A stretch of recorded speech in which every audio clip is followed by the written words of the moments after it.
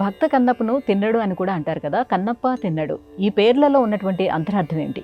నీలం నాద నిషాదరాజతనయం శంభుప్రియం శాంభవీం శైవారాధన తత్పరం కృసుమదుక్షీర్షం ధనుర్భూషణాం పాణి సంయుత తూణిమాయుధరం వాఘ్రాజినాలంకృతం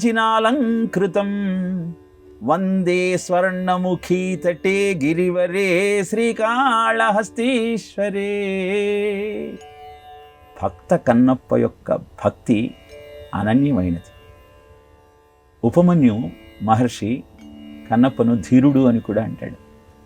నిజానికి తిన్నప్ప, కన్నప్ప అన్న పేర్లు భక్తుడి పేర్లు కావు, అవి భక్తి పేర్లు.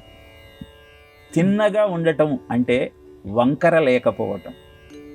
వంకర లేని బుద్ధితో ఎప్పుడైతే భగవంతుణ్ణి ఆశ్రయిస్తావో, అంటే నిష్కపటమైన భక్తితో ఆ భగవంతుడే సర్వస్వమన్న భావనతో సంచరిస్తావో, అప్పుడు కండ్లు అప్పగించి ఆయనను చూడటంలోనే మగ్నమైపోతావు.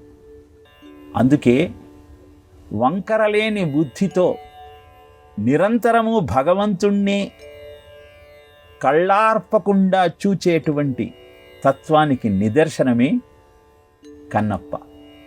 అది ఆయన భక్తి. కపటం లేని భక్తితో పరమాత్మను చూస్తాం. కపటం ఉంటే జగత్తు వైపు దృష్టి సారిస్తాం. వెళుతున్నటువంటి కన్నప్పకు పొదలలో శివలింగం మట్టికు పొట్టుకుపోయి కనపడింది.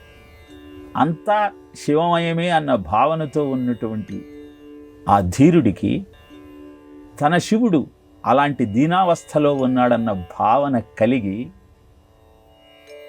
ఆ శివలింగాన్ని శుభ్రం చేయాలనుకుంటే ఎలాంటి వస్త్రము దొరకని కారణాన మార్గావర్తిత పాదుకా పశుపతే రంగస్య కూర్చాయతే తన కాలి చెప్పుతో ఆ శివలింగాన్ని శుభ్రం చేశాడు. ఆశ్చర్యపోయాడు సదాశివుడు. నాకు అలంకారం చేయటానికి, నన్ను ఆరాధించటానికి అనేక రకమైన ద్రవ్యాలు తీసుకొస్తారు, ఈ భక్తుడేమిటి కాలి చెప్పుతో నన్ను తుడుస్తున్నాడు అని ఆయన భక్తికి మురిసిపోయాడు శివుడు. పుక్కిలించిన నీరు పురహరునకు పుణ్యతీర్థాభిషేక వైదివ్యమయ్యే. ఇక అభిషేకం చేయడానికి నీరు తీసుకురావాలంటే పాత్ర దొరకలేదు, చేతులలో ప్రసాదం ఉన్నది. అందుకని నోట్లో నీరు పోసుకొని దాన్ని తీసుకొచ్చి పుక్కిలించట. ఇదే అభిషేకం అనుకోమన్నట్ట. పంచామృతాలతో అందరూ నన్ను అభిషేకం చేస్తారు, ఈయన పుక్కిలించిన నీటితో నన్ను అభిషేకం చేస్తున్నాడని మురిసిపోయాడు సదాశివుడు. సగము తిన్న మాంస ఖండంబు తిన్నగన్నవ నివేదనమౌచు భవని జేరే. ఇక పెట్టే నైవేద్యం రుచిగా ఉందో లేదో చూడాలని కొంత తాను తిని బాగుందనుకున్నప్పుడు ఆ శివుడికి సమర్పించాడు.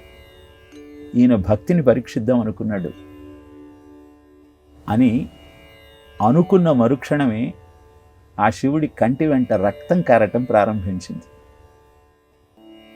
తన శివుడి కంటి వెంట రక్తధారలు కారటం చూసి తట్టుకోలేకపోయినటువంటి ఆ ధీరుడు కన్నుకు కన్నే సమాధానమని తన బాణపు ములికితో కన్నును పెకలించి శివుడికి అమర్చాడు.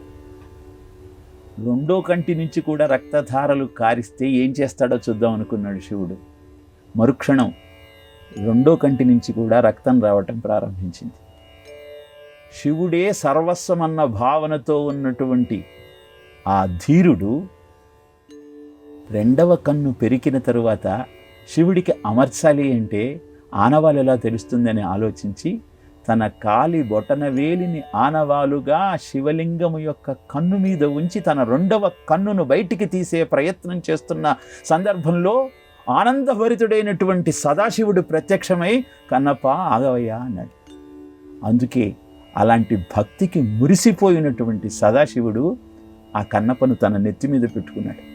అందుకే శ్రీకాళహస్తికి వెళితే అక్కడ మొదట కన్నప్ప దర్శనం చేసుకున్న తరువాతనే ఆ దక్షిణామూర్తి దర్శనం. ఇలా అద్భుతమైన భక్తికి నిదర్శనము తిన్నడు కన్నప్ప అన్న నామాలు. అలాంటి భక్తి మనలో ఉద్భవించినప్పుడు పదార్థాలతో పని లేదు, పరమాత్మతోనే సంబంధం ఉంటుంది. దాన్ని పెంచుకునే ప్రయత్నం చేద్దాం. అలా శివుడి కోసం సర్వస్వం త్యాగం చేయాలన్న ధీరత్వం మనలో ఉద్దీపన కావాలని ఆ భగవంతుణ్ణి ప్రార్థించే ప్రయత్నం చేద్దాం.